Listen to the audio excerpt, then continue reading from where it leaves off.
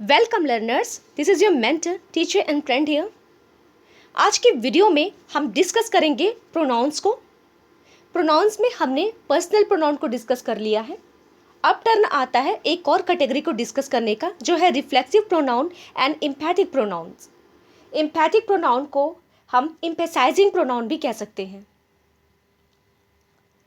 तो rain Martin की book है और वीडियो स्टार्ट करने जा रहे हैं। देखिए, स्टार्ट करने से पहले आप लोगों से एक रिक्वेस्ट करूंगी, आप मेरे वीडियोस को ज़्यादा से ज़्यादा स्टूडेंट्स तक शेयर करने की कोशिश किया करें, ठीक है, जिससे वो प्रॉपरली जो मेरे साथ पढ़ने वाले लर्नर्स हैं उन तक पहुंच सके, और मेरी तरह और भी जो लर्नर्स हैं जो नीडी हैं उन सब तक मेरी चीज़ें पहुंच सके और वो मेरा साथ दे सके, ठीक है। ओके, चलिए स्टार्ट करते हैं वीडियो को। तो पढ़ना है हमको रिफ्लेक्सिव प्रोनाउन एंड एम्फैटिक प्रोनाउन। तो सबसे पहले तो हम पढ़ेंगे रिफ्लेक्सिव प्रोनाउन होता क्या है। रूल नंबर 132 कहता है, when self is added to my, your, him, her, it and selves to our, your, them. जब सेल्फ वर्ड जो है ना, ये जोड़ा जाता है माई में, योर में, हिम में, इट में, हर में, इतने में जोड़ा जाता है सेल्फ वर्ड। और जब प्लूरल वर्ड्स आते हैं जैसे अवर, योर, देम के साथ में हम सेल्फ का प्लूरल सेल्वेज ऐड करते हैं, ठीक है। सिंगुलर वर्ड्स के साथ में सेल्फ का यूज करते हैं और प्लूरल वर्ड्स के साथ में हम सेल्वेज का यूज करते हैं। We get what are called compound personal pronouns. तो हम क्या पाते हैं, हम इनको कहते हैं कंपाउंड पर्सनल प्रोनाउंस, ठीक है।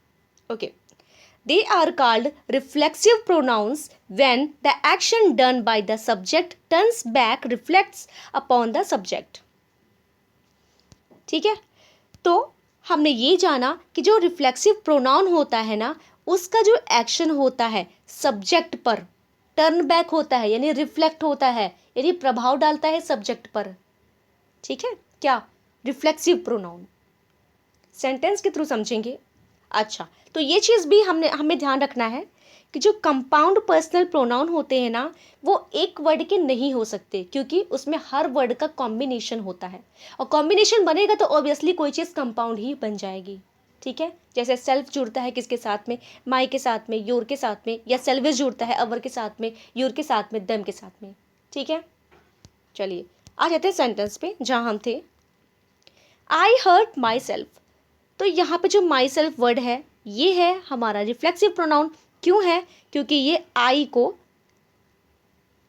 पे ये रिफ्लेक्ट कर रहा है, यानी ये जो माई सेल्फ है ये आई के लिए ही आया हुआ है, ठीक है। अच्छा, एक और तरीके से, ट्रिकी तरीके से हम समझ सकते हैं कि जब रिफ्लेक्सिव प्रोनाउन का काम करेगा ना, my self, our self, your self, him self, इस टाइप के जो कंपाउंड पर्सनल प्रोनाउंस है, जब इनको पहचानना होगा ना, तो आप ये ट्रिक लगा लीजिएगा कि गिवन सेंटेंस में कहाँ पे ऑब्जेक्ट नहीं है, ठीक है। क्योंकि ऑब्जेक्ट की पूर्ति करने के लिए, यानी फिल करने के लिए, ऑब्जेक्ट की जगह को फिल करने के लिए हम रिफ्लेक्सिव प्रोनाउन का यूज़ करते हैं, ठीक है। बाकी हिंदी में मीनिंग तो स्वयं आता ही है, रिफ्लेक्सिव प्रोनाउन में भी आ जाता है, और आवश्यकता अनुसार देखें तो हम एम्फेसाइजिंग प्रोनाउन में भी आ जाता है, ओके। तो जो हमारा सबसे मेन ट्रिकी टॉपिक है, जो सबसे मेन हमारा ट्रिक है, वो ये ध्यान रखना है कि ऑब्जेक्ट की पूर्ति के लिए हम रिफ्लेक्सिव प्रोनाउन का यूज़ करते हैं, ठीक है।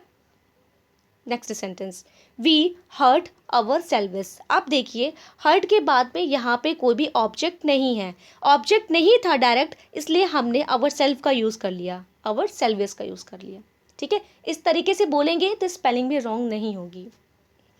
तो ये जो अवर सेल्वेस है ना, ये वी को रिफ्लेक्ट कर रहा है, ठीक है। बिल्कुल सिमिलरली वैसे ही बाकी सेंटेंस भी है। You will hurt your self. तो जो योर सेल्फ है ये यहाँ पे यू को रिफ्लेक्ट कर रहा है। You hurt your selves, he hurt him self, she hurt her self, they hurt them selves, the horse hurt it selves. तो इन सभी सेंटेंसेस में ना, जितने भी ये रिफ्लेक्सिव प्रोनाउंस है ना, अपने सब्जेक्ट को रिफ्लेक्ट कर रहे हैं, इनका प्रभाव ना आई के ऊपर पड़ रहा है, ठीक है, और ऑब्जेक्ट भी नहीं है तो ऑब्जेक्ट की पूर्ति के लिए हम रिफ्लेक्सिव प्रोनाउन का यूज कर रहे हैं। ओके, चलिए, तो अभी देखिए जो चीज़ मैं आपको बता रही हूँ ना वही सेम चीज़ यहाँ पे लिखी हुई आपको मिलेगी। It will be notice that each of these reflexive pronouns is used as the object of a verb. वो चीज़ जो मैंने आपको ओरल बताई है वही चीज़ यहाँ पे रिटर्न है, आपको स्टेटमेंट के थ्रू आप वन बाय वन पॉज करके देख सकते हैं। And refers to the same person और thing as that denoted by the subject of the verb. Clear? Next, अच्छा 133 एक रूल है या ओल्डर इंग्लिश का एक रूल है जिसका अभी मॉडर्न टाइम से तो कोई खास वास्ता नहीं है, लेकिन रूल समझ जरूर लेते हैं कि है क्या। Sometimes in older English specially in poetry a simple pronoun was used reflexively as कुछ इस तरह से, Now I lay me down to sleep। इस सेंटेंस देख रहे हैं, इसमें रिफ्लेक्सिव का कहीं यूज नहीं हुआ है, लेकिन रिफ्लेक्सिव प्रोनाउन को यूज नहीं किया गया है पोइट्री में। फिर यहाँ पे क्या यूज किया गया है? पर्सनल प्रोनाउन को यूज किया गया है, ठीक है। लेकिन सेंटेंस में आवश्यकता किसकी है? रिफ्लेक्सिव प्रोनाउन की है। लेकिन ये रूल इसलिए लिखा है ना हमें बताने के लिए कि ओल्डर इंग्लिश में इस तरीके से हम पर्सनल प्रोनाउन का यूज़ रिफ्लेक्सिव प्रोनाउन की यूज़ की जगह करते थे, ठीक है। अभी फ़िलहाल ऐसा कोई रूल नहीं है, अभी रिफ्लेक्सिव प्रोनाउन बनाया ही इसलिए गया है कि वो सब्जेक्ट को रिफ्लेक्ट करने के लिए यूज़ की जा सके, ठीक है। चलिए 134 कहता है the word self is sometimes used as a noun. Important है, याद रखेंगे, पार्ट्स ऑफ स्पीच में सब पूछा जाता है कि गिवन वर्ड क्या है। जो सेल्फ वर्ड होता है ना, ओनली सेल्फ जो होता है वो नाउन की कैटेगरी में आता है, यानी वो नाउन होता है। तो चलिए सेंटेंस के थ्रू समझते हैं। टू दाइन ओन सेल्फ बी ट्रू। तो सेल्फ यहाँ पे क्या है? यहाँ पे नाउन है, ओन तो एडजेक्टिव है, एम्फेसाइजिंग। जब हम एडजेक्टिव पढ़ रहे थे तब हमने देखा था। He cares for nothing but self. भाई प्रोनाउन के बाद में, माफ़ कीजिएगा, प्रोनाउन नहीं, प्रीपोजिशन के बाद में आ रहा है नाउन ही है, ठीक है। नाउन प्रोनाउन दो ही चीज़ें होती हैं, तो प्रोनाउन तो अभी नहीं कहेंगे क्योंकि प्रोनाउन तो हम रिफ्लेक्सिव तरीके से और एम्फैटिक तरीके से पढ़ रहे हैं ना। लेकिन यहाँ पे जो सेल्फ वर्ड है वो पूर्णतः अपने आप में नाउन है। He thinks much of self, much for self, तो यहाँ पर भी सेल्फ नाउन है, ठीक है। ध्यान रखेंगे कि सेल्फ जो वर्ड होता है वो नाउन की कैटेगरी में आता है। अब देखिए हम पढ़ेंगे एम्फैटिक प्रोनाउन को। एम्फैटिक प्रोनाउन क्या होता है? सबसे मेन और इम्पॉर्टेंट चीज़ यही, थोड़ा सा अपोजिट है रिफ्लेक्सिव के, कि रिफ्लेक्सिव प्रोनाउन में ऑब्जेक्ट को कंप्लीट करने के लिए रिफ्लेक्सिव प्रोनाउन का यूज़ करते हैं, लेकिन एम्फैटिक में ऐसा नहीं होता। ऑब्जेक्ट होता तो है, उसके अलावा ये खुद को एम्फेसाइज करने के लिए, स्ट्रेस डालने के लिए कि ये काम मैंने ही खुद ही किया है, ठीक है। मोस्टली ये सब्जेक्ट के पास ही होता है, यानी जिसको एम्फेसाइज करता होता है ना एम्फेसिस प्रोनाउन, वो उसके आसपास ही होता है, बहुत ही पास, ठीक है। सेंटेंस के थ्रू समझते हैं। I will do it my self. I will do it, it था, ठीक है, डू ट्रांसिटिव वर्ब है तो इट था इसके लिए, लेकिन फिर भी माई सेल्फ का यूज़ किया गया। तो इस हिसाब से ये स्ट्रेस डालने का काम कर रहा है, किसके ऊपर? आई के ऊपर, कि मैंने खुद ही ये काम किया है, मतलब कि करूँगा, ठीक है। टेंस का ध्यान आप रखेंगे।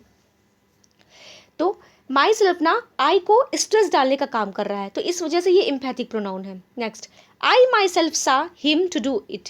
अब देखिए यहाँ पे भी माई सेल्फ, तो देखिए आई को ही एम्फेसाइज करने का काम कर रहा है, तो इसलिए यहाँ पे एम्फैटिक प्रोनाउन है ये।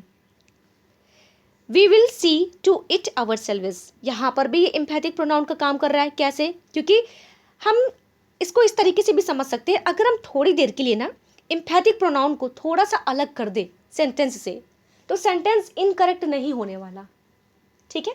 ये एक छोटा सा और ट्रिक है कि अगर आप सेंटेंस में से ना एम्फैटिक प्रोनाउन को सेपरेट कर दें तो सेंटेंस रॉन्ग नहीं होता है, बस एम्फेसाइजिंग करना छोड़ देता है। लेकिन अगर सेंटेंस में एम्फैटिक प्रोनाउन है तो वो सब्जेक्ट को या जिसके लिए भी आया होगा उसको स्ट्रेस डालने की कोशिश ज़रूर करेगा। Next, we will see to it our selves. Okay, you your self can best explain. आप देखिए अगर हम यहाँ से योर सेल्फ को हटा दें, यू कैन बेस्ट एक्सप्लेन, ठीक है, तो सेंटेंस रॉन्ग नहीं है, लेकिन फिर भी ये यू को सब्जेक्ट को एम्फेसाइज करने का काम कर रहा है, इसलिए एम्फैटिक प्रोनाउन है। ही हिमसेल्फ सैड सो, ठीक है, तो यहाँ पर भी एम्फैटिक प्रोनाउन है। She her self says so, emphatic pronoun है।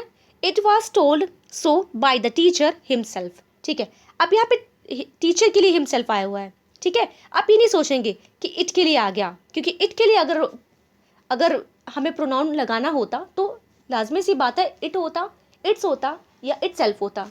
ठीक है, सेम केस का भी ध्यान रखना है, सेम केस का यूज़ करते हैं हम जब भी प्रोनाउन को यूज़ करते हैं। ठीक है, नेक्स्ट, विसार द प्राइम मिनिस्टर हिमसेल्फ। बिल्कुल, तो वही है कि ये जो हिमसेल्फ है ये प्राइम मिनिस्टर के लिए आया हुआ है और इन्हीं को एम्फेसाइज कर रहा है। वी के लिए आता तो अवर सेल्फ होता। ठीक है, the town itself is not very large. Itself आया है टाउन के लिए। They themselves admitted their guilt. They themselves आया है, देमसेल्फ आया है किसके लिए? दे के लिए। ठीक है, ध्यान रखेंगे। It will be seen that here compound personal pronouns are used for the sake of emphasize and are therefore called emphatic pronouns।